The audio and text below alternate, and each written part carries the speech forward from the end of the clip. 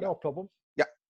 Ladies and gentlemen, good morning, good afternoon, good evening and good night. You are listening or watching The Reds Report. I am Chris Ridyard. Alongside me is my Dutch partner in crime, Carlo van der Wateren. You all right, Carlo? Yeah, I'm getting slightly excited now, Chris, I have to admit. No, you should be excited. Who's not excited on The Reds Report? We're always happy. Also on The Reds Report, we have Mr. Alliteration himself, BBC Radio Sheffield's Mike McCarthy. Hello, you all right? You all right, Mike? You're looking well? Yeah, I'm looking forward to getting out of the house, to be honest with you. Yeah, you look like you need to get out of the house. And you look like you need to, I don't know, your hair probably needs a bit of attention or something, Mike. Maybe yeah, and shave, probably. I might do that before tomorrow. But I'm going to put my face mask on for most of the day before commentary anyway, so no one's going to notice. Of course. Also, we have another guest, Dale Tonge, former Barnsley FC player, coach, and now currently at Hearts. You all right, Dale? Yeah, good, thanks. Yourselves? Yes, thanks for joining us, buddy. I really appreciate your time. Not quite the introduction to Mike. We know you're both very busy men. Mike's probably busier at the minute, Mike. You're very much busy. Football's back. You know, you must be excited. Well, what is it for Barnsley? 9 games in 33 days? It's going to be absolutely fascinating to see how everyone deals with it in the Championship. I mean, we're just glad to be back talking about football, having back on the radio and being able to talk about something other than what we've been talking about for the last 3 months, which is a great relief to a lot of people. It is a massive, massive shame that we can't do it with fans there, but that's kind of the way it's going to have to be for a little while, and hopefully it won't be too long before we get to do that too. Of course. Dale, your situation is very different. Obviously, we all know what's happened at Hearts. What does your summer look like from now then? As it stands, how busy are you? What are you keeping busy doing? I'm assuming you've got plenty to go at. Yeah, it's a strange situation at the minute because obviously everything's in limbo. We actually don't know what the resolution is going to be. Obviously, the owner's going through the legal process now. So it's one of those things. I mean, we don't actually know what's happening, when it's going to start. Obviously, there's been dates that have been preset in terms of August for the SPFL, and obviously the Championship they've mentioned October. So it's a strange time, but again, it's one of them where we're hopeful, and we'll see where it takes us over the next week or so. Of course. Well, no, we thank you again for joining us. We'll move on and talk about Barnsley now, which is what we're here to do. We've brought you both on for different opinions, obviously from different backgrounds. Carlo, you yourself, you watched the Struber interview yesterday. Yeah. Obviously, you attended, Mike. What did you take from that, Carlo? I suppose it's weird, isn't it? Because it's a little bit like it's coming out of pre-season again, almost, isn't it? But with all the restrictions in place, I think what he does really well is just concentrate on the positive things. Concentrate on the fact that he mentions the word positive energy and things like that a lot. I think that's come from the Standelier and that's sort of carried on. I said it before, I'll say it again. I'm a Barnsley fan, so my glasses always are full. But looking at some of the other teams that have got issues around signings and loans, I think we've got a very settled squad. We've got one of the youngest, and I'd say one of the fittest squads. So lots of matches in a short period of time. You know, we're Barnsley fans, Chris. There'll be ups and there'll be downs, but at least it will be decided whether we deserve to go down or some silly algorithm has decided that we ought to go down. So, you know, that's all we can ask for, isn't it? Of course, and I think we're all pleased that the football's going to be decided on the pitch where it probably deserves to be. Yeah. Dale, he mentioned basically a match plan for QPR, and he was talking about being concerned about the players getting used to the atmosphere and stuff. Yourself, have you played in front of nobody before? What does that feel like, and does it affect your psyche, so to speak? I think, yeah, obviously everybody's played pre-season games, everybody's played behind closed doors games, and obviously managed and coached in them as well. So they are strange, but at the same time, they're great indicator to see where your squad's at, because you see who the leaders are, you see who's going to dictate play, you see a lot of the things that are going off. But I'd probably say the added caveat is the fact that you can actually get your message across better. Because when a match day is on, the players can't hear you. You get a thumbs up, you get a wave, somebody just ignore you. That's probably because they don't like you. But in the main, you can actually get your messages across. So I see it as a big positive. And I think, like Carl just mentioned, Barnsley having a settled squad and having a young, fit squad, I'm massively confident about the start. I know QPR had a little bit of a moan up at the beginning as well. So I'm really positive. I think you get up to a good start. I know it's a bit of a bogey ground, not a bit of a definite bogey ground. Yeah, but, 50 years since the last one. Yeah, I know. But what a great time to start, because once that happens and you get that ball rolling, obviously you see the games that are coming up at the start of July, because they're massive. I'm really confident. Yeah, it's interesting. I didn't even think about the being able to communicate from the bench. You don't even think about that as a fan. You wouldn't even put that into consideration. Mike, obviously you attended press conference. Struber talked about having a full squad of 20, 25 players he's been training with. You've been speaking to all the other teams around South Yorkshire as well. It seemed, well, the Sheffield United and obviously Rotherham's season's finished, but for Sheffield United and Barnsley and Sheffield Wednesday, they need big squads at this minute in time. How important do you think it is that, well, basically, Barnsley's got that? Carlo mentioned the signings of, obviously, we've seen teams like Hull, players not able to play, not wanting to play, not wanting to sign new contracts. You've got the situation at Charlton. Exactly. Barnsley haven't got that. So that's important, isn't it, for that squad of 20 or that squad of 25 that you're gonna pick from? It's in our favour, is it not? Yeah, absolutely. And also what Dale was saying as well about, the real kind of clarity of purpose that Barnsley have got. There'll be some teams that have come back into training in the Championship and thinking, well, what exactly are we playing for? We're not going to go up. We're not going to go down. What is it that is, the purpose that we're there for? Barnsley know exactly what to do. They've got to win, and they've got to keep winning and see where they get to. And that's all they can do. But if they're in that mode, then maybe you go to a QPR, who Dale mentioned, they had a bit of a moment right at the start about the restart date and how long they've been given for training and stuff. And Barnsley had their reservations as well, but they know what they've got to do. And when you've got that purpose, if you can translate that onto the pitch, then that can be a lot in the game. Yeah. I myself watched Arsenal Man City, and I felt Arsenal looked like they were playing a pre-season friendly. It didn't look. It just didn't look interested. I don't know if that's because Arsenal are probably not playing for much themselves. Did any of you three watch the Arsenal Man City game? Dale, yourself, you're nodding. Did you think that Arsenal didn't look interested, or can they psych themselves up ready for it? It just looked like a pre-season friendly for them. I think like Mike's just mentioned there, they're the classic team that, all right, they're in a position where they could possibly get to the Champions League, but it's highly likely that they won't because of the amount of teams that are above them. They're a team in transition. They've got a lot of players that played that wouldn't normally play. So it's an interesting time. And like I say, from my point of view, I think it's a really, really exciting time because you're going to get to see, because our squad isn't massive. So there might be 25 players, but there's probably 7 of those that have never played. Yeah. So it's a great opportunity for someone to have maybe come back fitter than maybe an established pro, show what they've been capable of in obviously the Sheffield United game and the in-house games.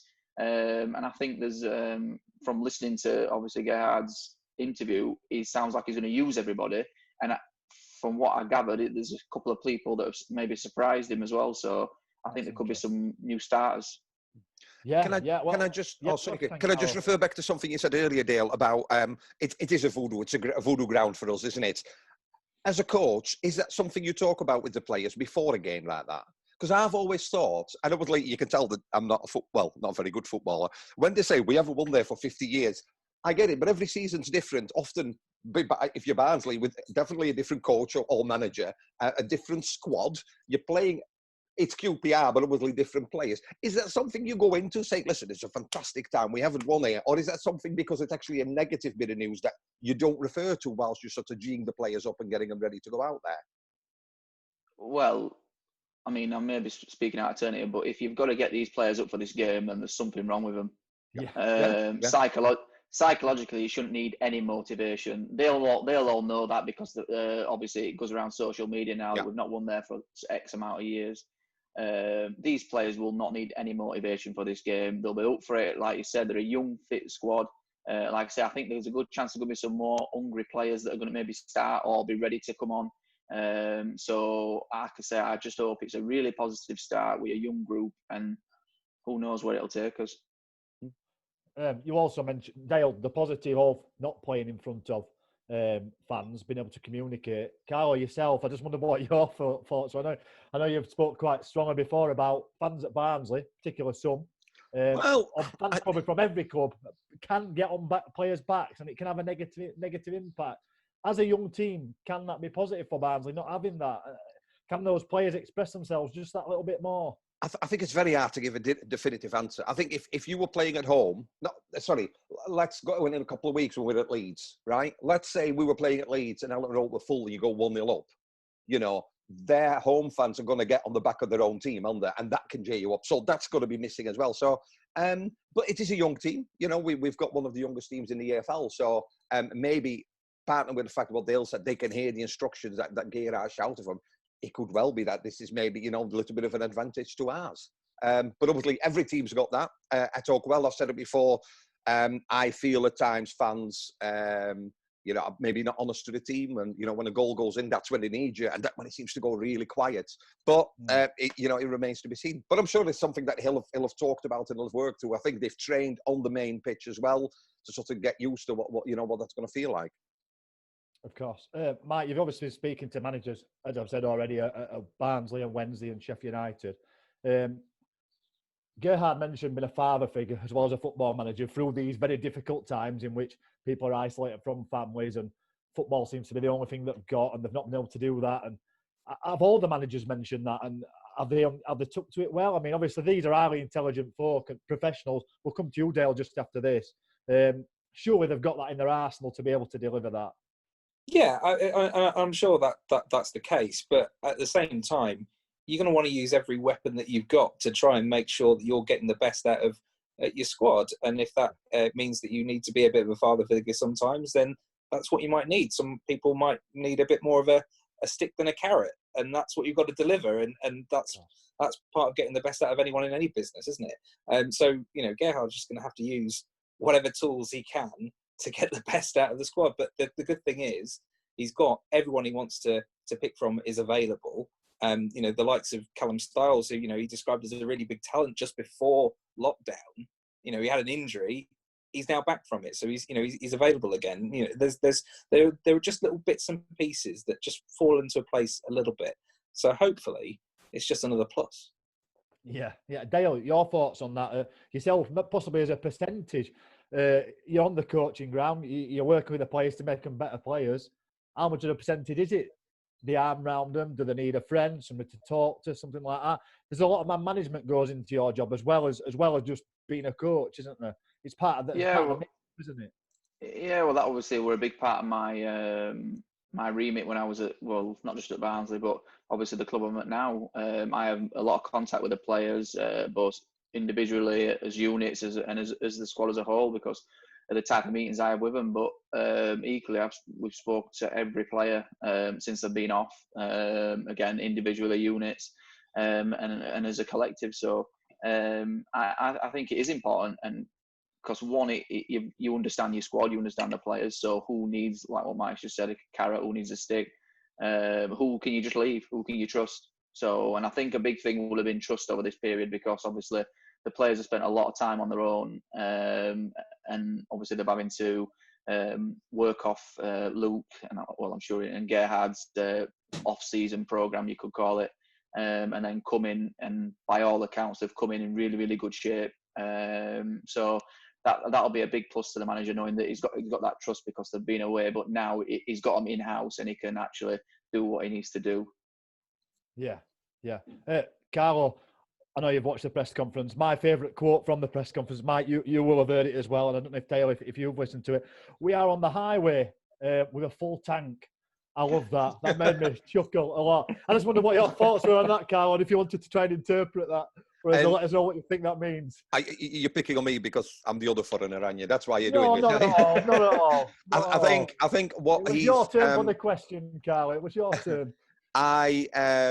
I think Gerhard is really good putting out in his language, because his English is quite of a decent standard. But actually, rather than going really difficult words, it's putting a sentence out there that we all know what that means. We're going where we need to go. We've got a full tank. Everybody's fit. Got a full team a full squad to choose from. I think everybody's definitely up for this. I did an interview thing with the BBC the other day with a Wednesday fan. There was a Huddersfield fan and a Leeds fan, and they're saying, so-and-so is injured and they might not be playing because of the contract and everything. I think if you as a coach or as a head coach don't have to worry about that, because that's all settled, I think that's a huge advantage. So I think, he is literally, they're ready on there. And there is nothing politically, business-wise, contract-wise, whatever he needs to worry about. He's got these 25 players. He's got them ready. And tomorrow is the first time that, these untamed lions get out on the pitch and show QPR that we can win at that ground. Yeah. He also mentioned about preparation. I think it might have been Doug that asked him about preparation. And what would preparation usually look like going to QPR, Dale? Would we usually travel down a day before? Would the manager usually travel with the players? Would the staff travel with the players? As it stands, as far as I'm aware, the training today, they're travelling down at 1 p.m. They're going to have a meal on the bus before they set off, just to keep contained, I guess. And they drive down to London. I think Gerhard's heading down on Saturday, and I think the staff are heading down on Saturday. Would you usually see that, or did you usually all travel together? No, it's pretty standard. Obviously, any trip around 3 hours plus, you travel overnight or the day before, whatever you want to call it. So yeah, that's obviously out of the norm. I think if you listen to the Arsenal game, they did something really, really similar, considering it was a night game as well. I think they travelled up, was it 5? Yeah, 5 o'clock. On the plane or something. On the plane. To Liverpool, wasn't it, or something? Yeah, so there's a lot of things that are obviously uncommon. I mean, Barnsley certainly won't be flying down. But it's end of the day. The staff don't need to prepare. They'll have done their work, so they can go down on the Saturday if that's what they're choosing to do. That's a big trust, leaving the players there on their own the night before, to be fair. I don't know, my thought process, you tell me, you've played at a much higher level than I will ever dream of playing. Are players not animals of, I don't know, routine? Would that not throw them out a little bit? I mean, the routine's got out window 3 months ago, hasn't it? So maybe not. I just wondered if it would have any effect on them in terms of not having the usual build. Yeah, the creatures of habit. Every footballer is. Every footballer has his own routines, idiosyncrasies, all the little bits. Everybody has them. Michael have them before he goes on to do a show. Everybody has them. It doesn't matter what industry you're in. Yeah. Everybody will have the same sort of thing. But I think that's why it's important that they're going down the day before, doing what they need to do, and preparing them as best that they can, ready for the game, because that's the only thing that's important. The staff ain't important, it's the players. Of course. Carlo, we're moving on now to predictions and what may or may not happen. I guess we'll start with, is 9 games enough? I guess that's the question. Is 9 games enough? Mathematically, 3 games could be enough, couldn't it, if the others lose? I think, yes, it is enough. Question I wanted to ask, Mike first. Preparing for this game, journalists often look at the form table. Is that something that I know it was tweeted today? I don't know who tweeted. I think it was Leon Wobschel from the Yorkshire Post that put, the informed teams, the teams that weren't informed. It's a lovely bit of information going into the match tomorrow. Obviously, it will be referred to, but it's not necessarily valid information at this moment because we're picking up after 12, 13 weeks, haven't we? Well, Dale talked about habits and routines, so yeah, I did look. It's because we always look. Doesn't make it relevant. No, I've done everything that I normally do for a game in terms of just looking at every single player and what can we glean and other interesting stories to tell, and then in terms of the teams and what it looks like. But yeah, there's no point going back and saying, well, Barnsley have lost their last 2 and Queen's Park Rangers are unbeaten in 6. It means absolutely nothing. No. So that's there. It's a number that you can throw out, but for me, this is just completely new, completely different. And, as a scenario, what happened 3 months ago counts for absolutely nothing. No. And Dale, we spoke to Brian Howard yesterday, who's obviously now an agent. And one of the lads that is on his books is Jacob Brown. And he was saying that Jacob's used this time to actually make some different life choices, probably a big word, but to say, I'm going to have time away from my phone, started reading certain books about, mental well-being and everything. As a not coach, having a haircut. Yeah, and taking his dog for a walk. Yeah. I think I had something to do with the dog, Oh, right, go on, do tell. Yeah, no, it's all I ever talked about when I was there. Right, okay. Talked about my dog, and I think everybody's gone and got one now. It's becoming a trend. Warney's even got one at Rotherham now, just a copy. So, yeah. It is my favourite. They take your mind off things. Whether you're happy, you're sad, don't matter. Dog's always happy. I know.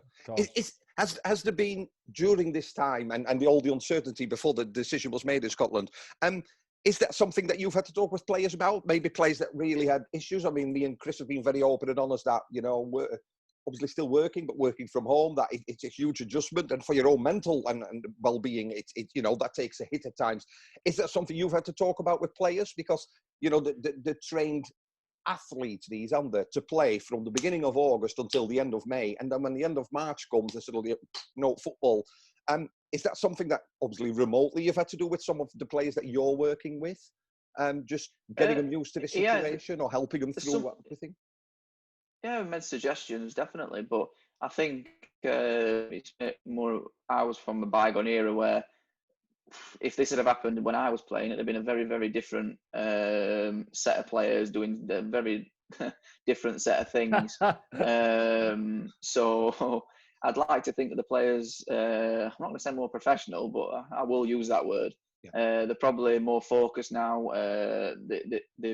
They've been brought up the right way. They understand the game. They understand what it's all about. And like I say, I think they've got other interests as well now. Like I say, from a bygone era, it was football. That's all we had. It was football. The odd game of golf that got took off the window as well, didn't it? So we'd have been screwed us. Yeah. So I think the players are a lot more, again, not a lot more intelligent, but they've got other facets to the. I know there's a lot mentioned about video games and things like that. Yeah, a lot of them play that, but I think a lot of them spend a lot of time doing different things already. So there's suggestions being made to certain players who ask for advice, but predominantly the players have took it on themselves to obviously. I know a lot of players have started learning languages. That's what I've tried to start doing, and just try and pass your time as best you can.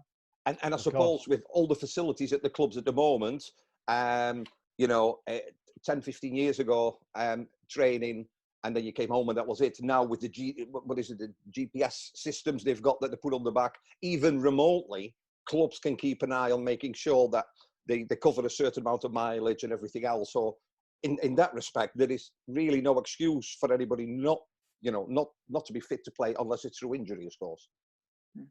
Yeah, but again, it's still all about that trust because, yes, you can do it remotely, but at the same time, unless you're a top club, the system I know that we had at Barnsley, that will be able to show what you did, but it won't show you how you did it. So there's a lot of trust in there, and I know Luke's really. I mean, I don't know how many times you've ever spoken to Luke. He's unbelievable at his job as that lad. He does a lot of work that probably 3 or 4 people should be doing. I know he's got Jordan with him now who helps, but Luke's a fantastic coach. They're really lucky to have him. So and so are the players, because he wouldn't have left any stone unturned. No. Of course. So what you're saying, Dale, is you could attach your GPS vest to your Labrador, couldn't you? And effectively let him... It sounds like something you've tried before, Chris. What dog would you advise players to get, Dale? Just good Cocker Spaniel. Cocker Yes. Spaniel. That's very tiring. Very, very tiring. Yeah, exactly. Well, exactly. Imagine how much distance you'd cover on your GPS. Mike, I'm not going to ask you about dogs. Tomorrow for Barnsley, who do you see as the key men? Who can win the game for Barnsley? Well, I think, we know what the forwards can do. We know that Jacob Brown and Connor Chaplin and Corley Woodrow, when they're on fire, will score goals. So the question really is, defensively, have they been able to use this time to shore things up? And we saw bits of that before lockdown. The Fulham defensive performance was brilliant. The performance against Middlesbrough, they really took it to the game to, and it was a very physical game and they stood up to the challenge there. Not so much against Cardiff. And so there were steps forward, but there was a step back as well. So has there been any more movement in that direction? If there has, then Barnsley have got a real chance of doing something in these last 9 games and potentially staying up, because we know they've got the firepower to do it. It's just defensively where things have been letting them down. Yeah, it's funny you mentioned the forwards. Obviously, Jacob Brown, 2 assists against QPR last time. We've mentioned him a few times on the show, so he's vital. You've mentioned defence, which leads me beautifully on to my next question. Carlo, Bambo Diaby, his best game for Barnsley in a red shirt was QPR at home in a 5-3 victory. He did score, and he was immense that day. Will he be missed at the back? And will we have sorted our defensive woes out in this time? Well, standalone comment first. I think it's, as a fan, absolutely ridiculous that we're still waiting on the outcome of this when, I know nobody's played for 12 weeks, but this was back in January and we're still waiting to see what's going on. He's missed a full season before any ban even starts. That's besides the point. Will we miss him? I don't know. Mads Anderson was left out. That worked for a little bit. I think, the step up really, he felt that, there's a really good defender in there, but I think at times things were just a bit sloppy and a bit of inexperience. I think when we brought Solbauer in, that bit of experience, a player who's 30, which is unheard of in Barnsley terms almost, but it steadied the ship a little bit, didn't it? So listen, if you don't let any in, you only need 1 to score, don't you? But I think for Barnsley we'll score 2, but we'll let 3 in. So it's something I'm sure he'll have worked on. Whenever we've been on little run, it always seems to have gone wrong when we start playing Wednesday, Saturday or Wednesday, Tuesday, when the games are shorter, and there's something obviously that's going to happen for quite some time over these next few weeks. So it'll be interesting. But I think for any club, bottom of the Championship, that have got players like Chaplin, like Brown, like Woodrow, like Mowat, I think we've got everything to get ourselves out of this position. I think we're perfectly placed player-wise to climb at least 3 places and play in this league again next year. Of course. And Dale, your thoughts on key men who you think might be key for Barnsley tomorrow? I know you know a lot of the lads. Who do you think could really put a mark on the game tomorrow? Is anybody in particular that you've picked out? Well, I think you have to look at the spine of the team. I'm not sure who's going to be in goal. You'd mentioned Solbauer. I mean, everybody being honest, he really struggled the first 2 or 3 games. He was quite poor. But since then, I think he's added that experience to the back lads, and I think he has made a massive, massive difference, not just to the spine of the team, but actually to the players around him, whether that be Apo or Mads, whoever played with him, seemed to have a little bit more composure and a little bit more about him. And equally, obviously, Clark, Ben, and Jordan the opposite side. So I think he's a massive, massive influence. And like I said, look at the spine of the team. I think Alex has played quite a few positions under Gerhard, so I don't know, maybe the deeper one or the diamond. So if you look at keeper Solbauer, Alex, and then Alex and the 2 boys up top, I think you can't look any further than that, to be honest. If they perform as a collective, I think Barnsley have got a very, very good chance. Of course. You mentioned Connor Chaplin as well, Mike, and obviously you mentioned spine. Connor Chaplin probably a key man. He will really come into form just before break. QPR, the last time, 7 shots, 4 on target. And obviously, he got an hat-trick at QPR when we really needed it Surely, Mike, we shouldn't have to score 5 goals to win a game, though, and we're not going to score 5 tomorrow, are we? I don't know. I hope so. It'd be a good game to cover. Who is covering it, Mike? What a way to come back. I'm hoping it's a better game than the Villa Sheffield United one, because we waited 3 months for a game of football and we got that. So it's going to be it's a massive unknown what's going to happen tomorrow. But I'm really looking forward to being able to see what changes have been made, because you could see the DNA of what Gerhard Struber is trying to achieve with Barnsley, but they've just been setbacks along the way. And you look at the record that they have under Struber. You draw the table since he was appointed. Barnsley are 17th in that table.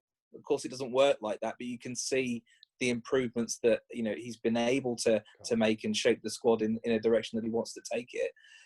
What remains to be seen is whether it's going to be enough. Maybe this extra few months has been able to, solidify some messages, and maybe, as we've said, without fans, it allows things to, players to express themselves, maybe to be a little bit freer, and maybe as well, if they are in a sticky situation, they can be coached out of it in a way that you can't do when there's 20,000 fans at Loftus Road and people on your back. So there are opportunities here for Barnsley, and it's going to be good to see if they can take them. Where are you tomorrow, Mike? Where are you taking all this in from? Well, I will be in the press box at QPR. You are going. With a face mask on until 5 to 3, when I can pop it down and stick a lip mic in front of my gob. And then we're going to see how it all plays out. Myself and Derek Parker, he's going to be 2 meters away at all times. And then we're just, because this is all completely different for us. I mean, Dale was talking about routines. I am a little bit stressed at the moment because I'm not going to be allowed into the ground until 90 minutes before kickoff. And I like to be in the ground probably at least an hour and a half before I'm on air. Yeah. So I'm going to be a bit stressed between about 1:30 and 2 o'clock, making sure we get on the air, and then hopefully it's plain sailing and a good game and a good result for Barnsley. That's very similar to you, Chris. That's very similar to you when we cover the game at Talkwell for Hospital Radio. Chris likes to be in about 90 minutes before, so we don't miss out on the free pies. But obviously, you don't need to worry about that for the next few weeks, does he? Of course. And Dale, yourself, where will you be taking football? I mean, obviously, football came back Wednesday, but it's not the same, is it? Saturday's the football day. How will you be enjoying Saturday, or will you be enjoying it? Will you be busy working? It remains to be seen whether I'll be working or not. But no, I'll be watching it from home, watching all the games, like I said. But obviously, getting that game on and cheering them on. After your dog walk, obviously. Oh, obviously, dog walk with the baby, and then obviously the third priority football. Yeah, newborn as well. So it's newborn, been. I was just going to say. You've not had any time off all day. You'll be glad to go back to work. Well, but I've been desperate for it to come back. I'm not saying that till Cal the miss will kill me. That's great. Cal, I believe you're watching it with your good friend Ian, who needs a bit of company at this minute. Yeah. My best mate, his wife died not due to Corona. A week before the lockdown, she had a heart attack at work. He's a season ticket holder. My shielding should be finishing next week, but I had to work with the doctor, and I'm a bit like Mike. I'm going to wear a face mask. I'm in his living room too. I just don't want him to be on his own. So rather than coming here, I said I'll call there and watch it. So yeah, and it's as stupid as it sounds. It's going in the car to go and watch the football. It's almost like I'll be driving past Oakwell to go to his house, because we're all creatures of habit. Because normally we would be at Oakwell, we'd be doing the fan zone. It's just weird to sort of, So yeah, we'll be watching it and. Just hoping for the best, but again, I think there's no excuses in staff, in players, or in anything, because I think we've got a full squad to choose from, and some very, very good players there. So yeah, optimistic. Just before we wrap up, I will get everybody's predictions and first goal scorer. Mike McCarthy, you're first. 2-1, Connor Chaplin, first scorer. 2-1 win? Yes, of course. Okay. Thanks, Mike. Dale?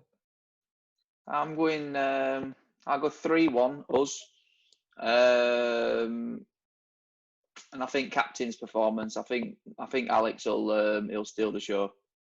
Brilliant, thanks, Dale. Carlo? 2-2 QPR to score first. 2-2 wouldn't be a good. Well, it wouldn't be good enough, but it is what it is. I'm going to go for a 1-0 win. I'm going to say a Mads Andersen header in the 90th minute. I think he normally says that. He says that for the last 2 years.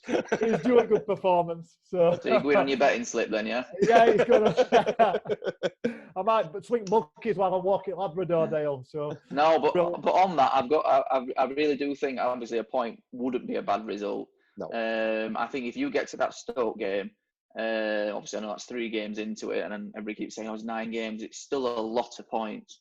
I think if the club and the group can stay together and be around 3 points, maybe 4 points adrift with that run of 3 games, Stoke, Luton, Wigan, it's massive. They just need to keep within the pack now.